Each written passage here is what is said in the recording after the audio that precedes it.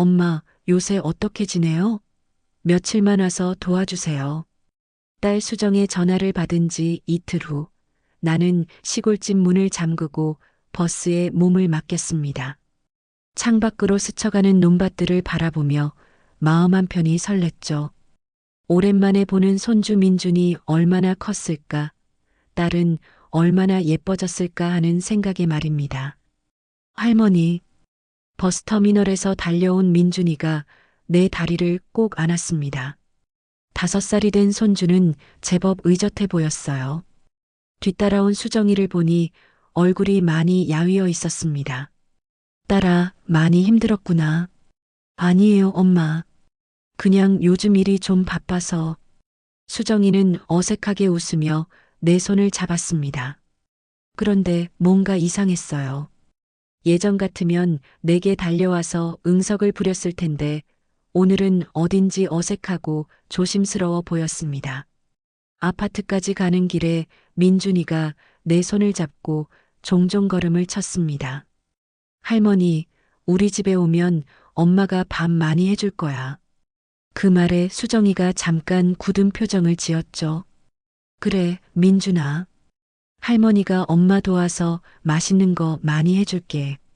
아파트 현관문을 열고 들어서니 깔끔하게 정리된 집이 보였습니다.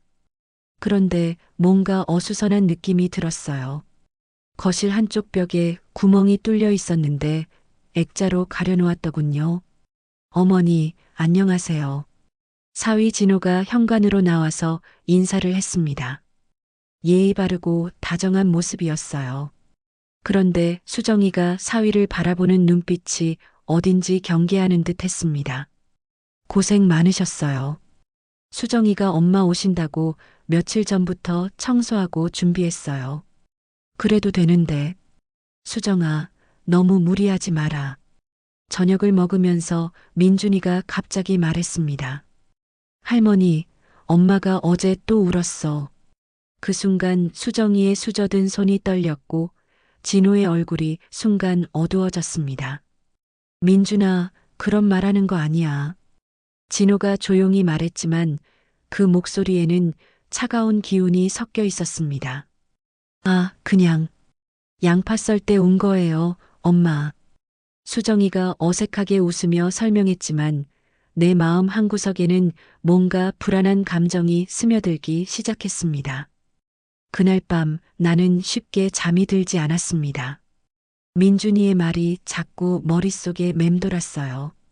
엄마가 어제 또 울었어라는 그 말이 말입니다. 또 울었다는 건 자주 운다는 뜻이겠죠. 새벽 2시쯤 되어서야 겨우 잠이 들었는데 갑자기 큰 소리에 잠이 깼습니다. 뭔가 떨어지는 소리와 함께 낮은 목소리가 들렸어요. 귀를 기울여 보니 진호의 목소리였습니다. 또 이런 식으로 할 거야? 엄마 와 있는데도? 수정이의 작은 목소리가 들렸습니다. 미안해, 정말 미안해. 조심할게. 조심하는 게 아니라 제대로 하라고. 몇 번을 말해야 알아듣겠어? 그 후로는 조용해졌지만 나는 한동안 잠을 이룰 수 없었습니다. 뭔가 이상하다는 생각이 점점 커져갔어요. 다음 날 아침 수정이가 아침을 준비하는 모습을 보니 팔에 시퍼런 멍이 있었습니다. 소매로 가리려고 했지만 내 눈에는 다 보였죠. 수정아, 팔에 그게 뭐니? 아, 이거요? 어제 문에 부딪혔어요. 괜찮아요. 하지만 그 멍은 문에 부딪혀서 생길 수 있는 모양이 아니었습니다. 마치 누군가가 꽉 잡아서 생긴 것 같았어요. 민준이가 유치원에 간 사이 나는 수정이와 둘이서 이야기를 나누려고 했습니다. 하지만 수정이는 계속 바쁘다며 피하려고 했어요. 엄마, 빨래 널어야 해서요. 나중에 이야기해요. 딸아, 엄마가 뭐 도와줄 일 없니? 너 혼자 다 하려고 하지 말고. 정말 괜찮아요. 엄마는 그냥 쉬세요. 점심을 먹으면서 수정이가 갑자기 울음을 터뜨렸습니다. 이유를 묻자 그냥 엄마가 와주셔서 고마워서요라고 했지만 그 눈물은 감사의 눈물이 아니었습니다. 뭔가 깊은 절망감이 느껴졌어요. 오후에 민준이가 유치원에서 돌아와서 그림을 그리기 시작했습니다. 아이들이 그린 그림을 보면 마음 상태를 알 수 있다고 하는데 민준이의 그림은 유난히 어두웠어요. 민준아, 이게 뭐야? 우리 가족이야, 할머니. 그림 속에는 세 사람이 있었는데 그중 한 사람은 바닥에 누워 있었습니다. 그리고 그 사람 옆에는 빨간 색연필로 뭔가를 그려놓았어요. 이 빨간 건 뭐니? 피야. 엄마가 아파서 피났어. 그 순간 내 가슴이 철렁 내려앉았습니다. 5살 아이가 그릴 수 있는 그림이 아니었어요. 뭔가 직접 본 것을 그린 것 같았습니다. 저녁 무렵 진호가 퇴근해서 돌아왔습니다. 평소와 다름없이 다정한 모습이었지만 이제는 그 미소가 가면처럼 느껴졌어요. 어머니, 오늘 하루 어떠셨어요? 진호가 넥타이를 풀며 물었습니다. 겉보기에는 평범한 질문이었지만 내 마음은 편하지 않았어요. 민준이의 그림이 계속 머릿속에 맴돌았습니다. 그냥 수정이랑 이야기도 하고 민준이랑 놀아주고 그랬지. 그러셨군요. 수정이가 요즘 좀 예민해서 혹시 이상한 말 하지 않았나 걱정됐어요. 그 말에 수정이가 깜짝 놀란 표정을 지었습니다. 마치 무슨 말을 하면 안 된다는 듯이 말이죠. 저녁을 먹는 동안 분위기가 어색했습니다. 진호는 계속 수정이의 행동을 지켜보고 있었고 수정이는 말수가 줄어들었어요. 민준이만 혼자 열심히 밥을 먹고 있었습니다. 민준아, 유치원에서 뭐 했어? 오늘 선생님이 가족 그림 그리래서 그렸어요. 어떻게 그렸는데? 엄마가 아픈 거 그렸어요. 아빠가 엄마한테 소리 지르는 것도 그렸어요. 그 순간 진호의 젓가락이 그릇에 닿으며 딸그락 소리가 났습니다. 수정이는 민준이를 보며 조용히 하라는 눈짓을 했어요. 민준아, 그런 그림 그리는 거 아니야. 진호의 목소리가 조금 높아졌습니다. 왜요? 정말 그랬는걸요. 민준아, 밥 먹을 때는 조용히 해야 한다고 했지? 수정이가 서둘러 말했지만 목소리가 떨리고 있었습니다. 그날 밤 나는 화장실에 가려고 거실을 지나가다가 우연히 부부의 대화를 들었습니다. 방문이 살짝 열려 있었거든요. 어머니 앞에서 애가 왜 그런 말을 해? 조심하라고 했잖아. 미안해요. 민준이한테 말해볼게요. 말해본다고 될 일이야? 애가 벌써 다 알고 있잖아. 그래도 어쩔 수 없잖아요. 엄마 앞에서는 조심할게요. 조심하는 게 아니라 아예 없어야 할 일이지. 알겠어? 네, 알겠어요. 그 대화를 들은 후 나는 더 이상 참을 수 없었습니다. 분명히 뭔가 일어나고 있었어요. 수정이의 팔에 난 멍, 민준이의 그림, 그리고 방금 들은 대화까지. 다음 날 아침 진호가 출근한 후 나는 수정이와 단둘이 이야기를 나누려고 했습니다. 하지만 수정이는 계속 피하려고만 했어요. 딸아, 엄마한테 못할 말이 있니? 무슨 말씀이세요? 너 많이 힘들지? 엄마가 다 알아.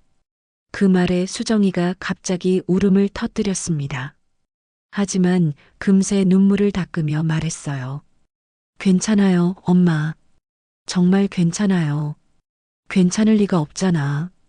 팔에 멍든 것도 보였고 민준이 그림도 봤어. 그건 정말 우연히 생긴 거예요. 하지만 수정이의 눈빛은 거짓말을 하고 있다는 걸 보여주고 있었습니다. 두려움과 절망이 가득한 눈빛이었어요. 그때 갑자기 현관문이 열리는 소리가 들렸습니다. 진호가 뭔가를 가지러 돌아온 것 같았어요. 수정이가 황급히 눈물을 닦으며 일어났습니다. 왜 벌써 왔어? 서류 빼먹고 와서. 진호가 우리를 번갈아 보며 말했습니다. 무슨 이야기하고 계셨어요? 그냥 옛날 이야기하고 있었어요. 하지만 진호의 눈빛이 의심스럽다는 듯이 우리를 지켜보고 있었습니다. 진호가 서류를 챙겨나간 후 집안은 다시 조용해졌습니다. 하지만 그 짧은 순간 동안 나는 확신을 얻었어요. 진호가 수정이를 바라보는 눈빛, 그리고 수정이가 보인 두려움의 표정을 놓칠 수 없었습니다. 딸아, 엄마가 뭘 도와줄 수 있을까? 정말 괜찮다니까요. 엄마는 걱정 마세요. 수정이는 여전히 부인하고 있었지만 그 목소리에는 힘이 없었습니다. 마치 체념한 사람의 목소리 같았어요. 점심시간이 되어 민준이가 유치원에서 돌아왔습니다. 아이는 평소보다 조용했고 자꾸 엄마 눈치를 보고 있었어요.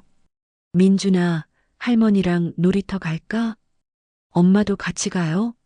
엄마는 집에서 일해야 해. 할머니랑 가렴.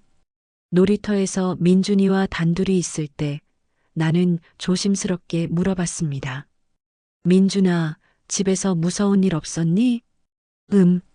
민준이가 잠시 생각하더니 고개를 끄덕였습니다. 가끔 아빠가 큰 소리 내요. 엄마한테? 네. 엄마가 울면 아빠가 더 화내요. 5살 아이의 입에서 나온 말이라고 믿기 어려웠습니다. 아이는 이미 집안의 상황을 다 알고 있었어요. 민준아, 그럴 때 무섭지 않니? 무서워요. 그래서 입을 덮고 숨어요. 그 말을 들은 순간 내 가슴이 미어졌습니다. 5살 손주가 집에서 이불을 덮고 숨어야 하는 상황이라니. 집으로 돌아와서 수정이의 모습을 다시 자세히 살펴봤습니다. 화장으로 가렸지만 턱 부분에 멍자국이 있었고 목 뒤쪽에도 손가락 자국 같은 게 보였어요. 수정아, 목 뒤에 그게 뭐니? 아, 이거요? 어제 샤워하다가 미끄러져서. 거짓말이었습니다. 그런 자국은 누군가가 목을 잡아서 생기는 거였어요. 저녁 준비를 하면서 수정이가 갑자기 접시를 떨어뜨렸습니다. 그리고는 깨진 조각을 치우면서 계속 미안해, 미안해라고 중얼거렸어요. 괜찮다, 딸아. 그냥 접시 하나잖아. 아니에요. 또 혼날 거예요. 누가 혼내는데? 수정이가 입을 다물고 대답하지 않았습니다. 하지만 그 표정만으로도 충분히 알 수 있었어요. 진호가 퇴근해서 돌아왔을 때 수정이가 바로 깨진 접시 얘기를 했습니다. 여보, 미안해. 오늘 접시 하나 깨뜨렸어. 또, 이번 달에 벌써 몇 번째야? 정말 조심했는데. 미안해. 조심한다고 되는 게 아니잖아. 좀 더 신경 써. 그 대화를 들으면서 나는 깨달았습니다. 수정이가 사는 것이 생활이 아니라 생존이라는 걸 말입니다. 매일매일 눈치를 보며 실수하지 않으려고 애쓰며 살고 있었던 거죠. 그날 밤 나는 잠들지 못하고 계속 생각했습니다. 내 딸이 이렇게 고통받고 있는데 엄마인 내가 뭘 해야 할지 모르겠더라고요. 그냥 모른 척하고 시골로 돌아가야 하는 건지 아니면 뭔가 해야 하는 건지. 새벽 3시쯤 되어서 또 소음이 들렸습니다. 이번에는 더 컸어요. 뭔가 넘어지는 소리와 함께 수정이의 작은 신음소리가 들렸습니다. 나는 더 이상 참을 수 없었습니다. 새벽 소음이 멈춘 후 나는 조용히 일어나서 수정이 방으로 가봤습니다. 문틈으로 살짝 들여다보니 수정이가 바닥에 앉아서 조용히 울고 있었어요. 진호는 이미 잠든 것 같았습니다. 수정아. 나는 작은 소리로 불렀습니다. 수정이가 깜짝 놀라며 고개를 들었어요. 달빛에 비친 그 얼굴에는 새로운 상처가 있었습니다.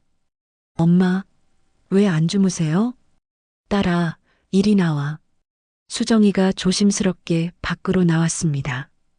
거실 소파에 앉혀놓고 보니 입술이 부어 있었어요. 이제 그만 말해라.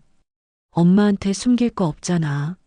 수정이가 한참 동안 고개를 숙이고 있더니 결국 눈물을 흘리기 시작했습니다. 엄마, 미안해요. 왜 미안하냐? 너 잘못한 게 뭐가 있어? 제가 제가 잘못해서 그래요. 진호가 스트레스 받으면 그래요. 스트레스 받으면 사람을 때려도 된다고 생각해? 그게 아니라 제가 더 조심하면 되는 거예요. 수정이는 여전히 자신을 탓하고 있었습니다. 이렇게 된 지 얼마나 오래됐을까요? 언제부터 이랬니? 작년부터. 아니, 작년 말부터요. 처음에는 가끔이었는데. 그럼 이제 자주 그런다는 거야? 수정이가 고개를 끄덕였습니다. 술 마시면 더 심해져요. 요즘 회사 일 때문에 스트레스 받는다고. 그게 내 탓이야? 회사 일이 내 탓이야? 아니지만 제가 더 잘해주면 괜찮아질 거예요. 나는 수정이의 손을 잡았습니다. 그 손에도 멍자국이 있었어요. 딸아, 이건 내 잘못이 아니야. 절대로. 하지만 엄마. 하지만은 없어. 사람이 사람을 때리는 건 잘못된 거야. 아무리 화가 나도 아무리 스트레스 받아도 때리면 안 되는 거야. 수정이가 더 큰 소리로 울기 시작했습니다. 그럼 어떻게 해요? 이혼하면 민준이는 어떡해요? 제가 혼자 키울 수 있을까요? 그런 걱정은 나중에 하고 일단 너부터 안전해야지. 안전하다고요. 죽지는 않아요. 죽지 않으면 괜찮은 거야? 매일 맞으면서 사는 게 사는 거야? 수정이가 대답하지 못했습니다. 그 모습이 너무 안쓰러웠어요. 민준이도 알고 있다. 다 보고 있어. 민준이는 몰라요. 제가 조심하니까. 아니야, 다 알고 있어. 오늘 놀이터에서 할머니한테 다 말했어. 수정이의 얼굴이 하얗게 질렸습니다. 뭐라고 했어요? 아빠가 큰 소리 낸다고 무서워서 이불 덮고 숨는다고. 아, 수정이가 두 손으로 얼굴을 가렸습니다. 민준이까지. 그래, 민준이까지 피해보고 있어. 이제 그만해야 하는 거 아니야? 한참 동안 조용했습니다. 수정이가 계속 울고 있었고 나는 그 옆에서 등을 쓰다듬어 주었어요. 엄마, 어떻게 해야 할까요? 일단 병원부터 가자. 그리고 나는 깊은 숨을 쉬었습니다. 신고해야 해. 신고요? 응. 경찰에 신고해야 해. 수정이가 고개를 저었습니다. 그럴 수 없어요. 진호 인생 망가져요. 진호 인생보다 내 인생이 더 중요해. 민준이 미래가 더 중요하고. 하지만은 없어. 엄마가 할게. 그 말에 수정이가 놀란 표정을 지었습니다. 엄마가요? 그래. 엄마가 신고할게. 다음 날 아침 진호가 출근한 후 나는 결심을 굳혔습니다. 수정이는 여전히 망설이고 있었지만 더 이상 미룰 수 없었어요. 엄마, 정말 신고하실 거예요? 그래야 해. 이대로 두면 더 큰일 날 거야. 하지만 진호가 알면 어쩔 건데? 더 때릴 거야? 수정이가 대답하지 못했습니다. 그 침묵 자체가 답이었어요. 민준이를 유치원에 보낸 후 나는 경찰서 번호를 찾았습니다. 손이 떨렸지만 전화를 걸었어요. 여보세요, 경찰서입니다. 안녕하세요. 가정폭력 신고하려고 전화했어요. 네, 말씀하세요. 제 딸이 사위한테 맞고 있어요. 어제까지도 맞았고. 전화 너머로 친절한 목소리가 들렸습니다. 지금 어디 계신가요? 바로 출동하겠습니다. 딸네 집에 있어요. 그런데 사위는 지금 회사에 갔어요. 괜찮습니다. 주소 알려주시면 바로 가겠습니다. 주소를 알려주고 전화를 끊은 후 수정이가 내 손을 잡았습니다. 엄마, 무서워요. 무서워해도 돼. 하지만 이제 혼자가 아니야. 30분 후 경찰관 2명이 왔습니다. 한 명은 남자 경찰관이었고 한 명은 여자 경찰관이었어요. 안녕하세요. 신고받고 왔습니다. 여자 경찰관이 수정이에게 다가갔습니다. 일단 상처부터 확인해 볼까요? 수정이가 주춤거렸지만 결국 팔과 목에 멍자국을 보여줬습니다. 경찰관들이 사진을 찍었어요. 언제부터 이런 일이 있었나요? 작년 말부터요. 자주 그런가요? 요즘엔 일주일에 한두 번씩 경찰관이 자세히 기록을 했습니다. 다른 증거가 있나요? 병원 기록이나. 병원은 안 갔어요. 들키면 안 되니까. 그럼 이번에 병원부터 가시죠. 진단서 받아야 해요. 남자 경찰관이 말했습니다. 가해자는 지금 어디 있나요? 회사에 갔어요. 6시쯤 퇴근해요. 그럼 퇴근 시간에 맞춰서 조사하겠습니다. 안전한 곳으로 피할 수 있나요? 나는 고개를 끄덕였습니다. 제가 있으니까 괜찮을 거예요. 아니에요. 가해자가 흥분하면 위험할 수 있어요. 임시보호시설을 연결해 드릴까요? 수정이가 고개를 저었습니다. 민준이 때문에 아이를 갑자기 다른 곳으로 데려갈 수는 없어요. 그럼 일단 저희가 오후에 다시 와서 가해자와 면담하겠습니다. 그 전에 병원 다녀오세요. 경찰관들이 간 후 수정이와 나는 병원에 갔습니다. 의사 선생님이 상처를 자세히 살펴봤어요. 이건 외부 충격으로 인한 타박상이 확실하네요. 진단서 필요하시죠?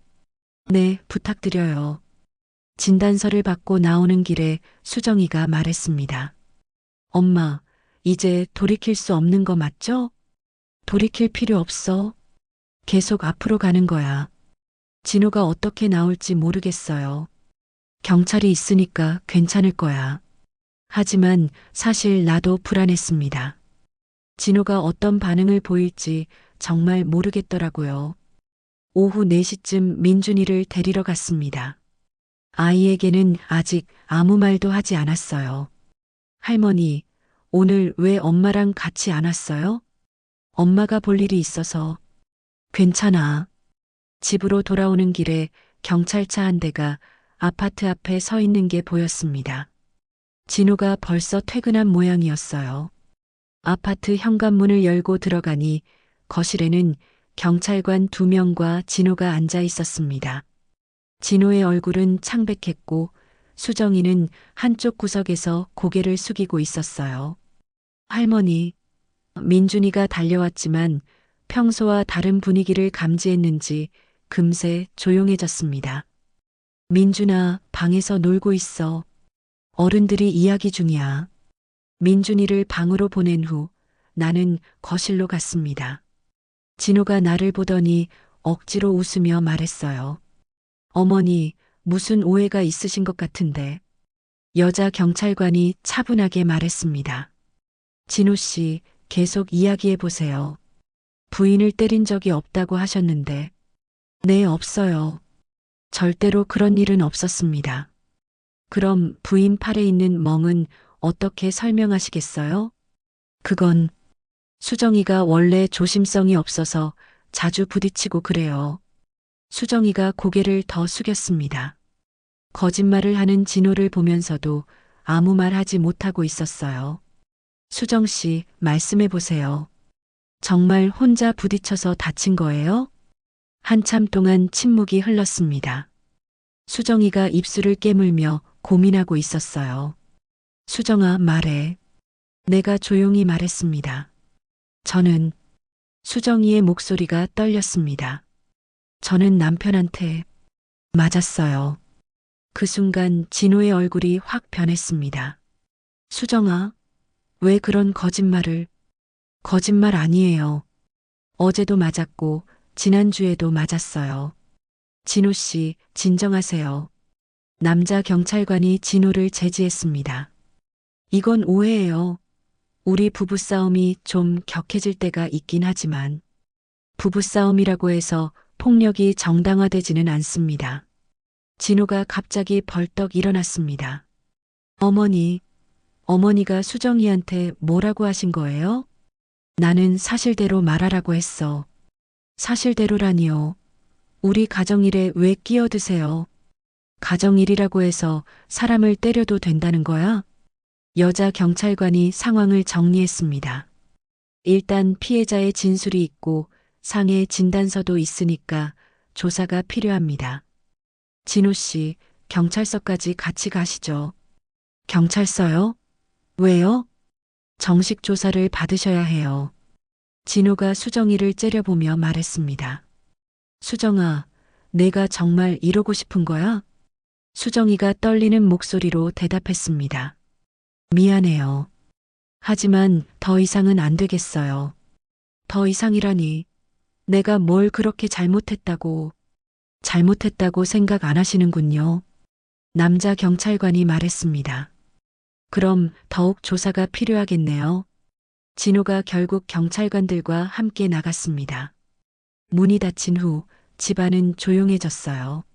수정이가 바닥에 주저앉으며 울기 시작했습니다. 엄마, 제가 잘한 걸까요? 잘했어. 용기 냈잖아. 하지만 이제 어떻게 살아야 할지 모르겠어요. 천천히 생각해보자. 일단 안전해진 게 가장 중요해. 민준이가 방에서 나왔습니다. 엄마, 왜 울어요? 아빠는 어디 갔어요? 수정이가 민준이를 안으며 말했습니다. 괜찮아, 민준아. 이제 괜찮을 거야.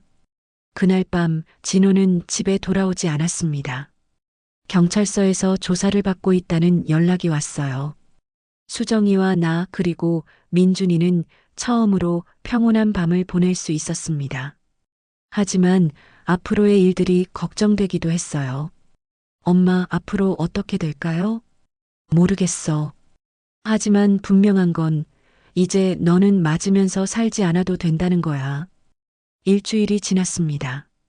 진호는 가정폭력 혐의로 조사를 받고 있었고 법원에서 임시 접근금지 명령을 내렸어요. 당분간은 집에 올 수 없게 된 거죠. 수정이는 처음에는 불안해했지만 시간이 지나면서 조금씩 변화하기 시작했습니다. 얼굴에 웃음이 돌아왔고 민준이와 놀아줄 때도 예전보다 밝아 보였어요. 엄마, 정말 고마워요. 뭐가 고마워? 엄마가 용기 내주지 않았으면 저는 계속 그렇게 살았을 거예요. 딸아, 용기 낸 건 너야. 마지막에 진실을 말한 건 너였잖아. 가정폭력 상담센터에서 연락이 왔습니다. 수정이에게 심리 상담과 법적 지원을 해주겠다고 했어요. 앞으로 이혼 절차나 양육권 문제도 도움을 받을 수 있다고 했습니다. 상담 받아봐. 혼자 끙끙 앓지 말고. 네, 그럴게요. 민준이를 위해서라도. 민준이도 변화했습니다. 예전처럼 눈치를 보지 않았고 집에서 자유롭게 뛰어다니기 시작했어요. 그림도 밝은 색깔로 그리기 시작했습니다. 할머니, 이제 집이 조용해서 좋아요. 그래, 민준아. 이제 무서워하지 않아도 돼. 엄마도 이제 안 울어요. 그 말을 들으니 가슴이 뭉클했습니다. 아이가 얼마나 많은 걸 보고 들으며 자랐을까 싶었어요. 한 달 후 진호에게 벌금형이 선고되었습니다. 그리고 이혼 절차도 시작되었어요. 수정이는 처음에는 두려워했지만 상담을 받으면서 점점 자신감을 되찾아갔습니다. 엄마, 제가 혼자서도 민준이 키울 수 있을까요? 물론이지. 너는 생각보다 강한 아이야. 하지만 경제적으로 그건 천천히 해결해 나가면 돼. 엄마도 도와줄 거고 가정폭력 피해자를 위한 자립 지원 프로그램에도 참여하게 되었습니다. 직업 교육도 받고 주거 지원도 받을 수 있다고 했어요. 처음에는 두려웠는데 이렇게 도와주시는 분들이 많다는 걸 몰랐어요. 너 혼자가 아니야. 도움을 요청하는 것도 용기거든. 시간이 흘러 여름이 왔습니다. 수정이와 민준이는 작은 아파트로 이사를 갔어요. 새로운 시작이었습니다. 엄마, 정말 괜찮을까요? 괜찮을 거야. 이미 가장 어려운 걸 해냈잖아. 민준이가 새 집에서 그림을 그리고 있었습니다. 이번에는 무지개를 그리고 있었어요. 할머니 예뻐요? 응, 정말 예뻐. 이제 우리 집에는 무지개가 있어요. 그 말을 들으니 눈물이 났습니다. 아이의 마음에도 무지개가 떠오른 것 같았어요. 나는 시골집으로 돌아가기 전날 밤 수정이와 마지막 대화를 나눴습니다. 딸아, 앞으로도 힘들 때가 있을 거야. 하지만 기억해. 너는 혼자가 아니고 민준이에게는 세상에서 가장 소중한 엄마라는 걸. 네, 엄마. 이제 알아요. 맞으면서 사는 게 사랑이 아니라는 걸요. 그래, 진짜 사랑은 서로를 아프게 하지 않는 거야. 이제 나는 안심하고 시골로 돌아갈 수 있었습니다. 내 딸이 진짜 웃음을 되찾았고 손주가 무지개를 그리고 있으니까요. 때로는 용기가 기적을 만들어낸다는 걸 배웠습니다. 그리고 그 용기는 혼자서 내는 게 아니라 서로 힘을 모아서 내는 거라는 것도요. 할머니, 또 올 거죠? 물론이지, 민준아. 할머니는 언제나 너희 편이야. 딸이 다시 웃기 시작한 건 그로부터 몇 달이 지나고 난 뒤였습니다.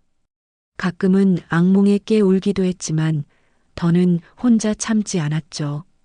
손주는 매일같이 할머니에게 영상통화를 걸며 엄마 오늘 웃었어 라고 자랑했고 엄마는 그 모습을 보며 눈물을 훔치곤 했습니다. 그날 경찰에 전화를 걸던 순간 할머니는 세상에서 가장 잔인한 선택을 하는 기분이었습니다. 내가 우리 딸을 망가뜨리는 건 아닐까? 수십 번 망설였고 수십 번 울었습니다. 하지만 지금 딸의 눈에 다시 피어나는 생기를 보며 깨닫습니다. 때로는 진짜 사랑이란 눈을 감아주는 게 아니라 용기 내어 바라보는 것이었습니다. 그리고 그 용기가 한 아이와 한 여자의 인생을 지켜낸 것입니다.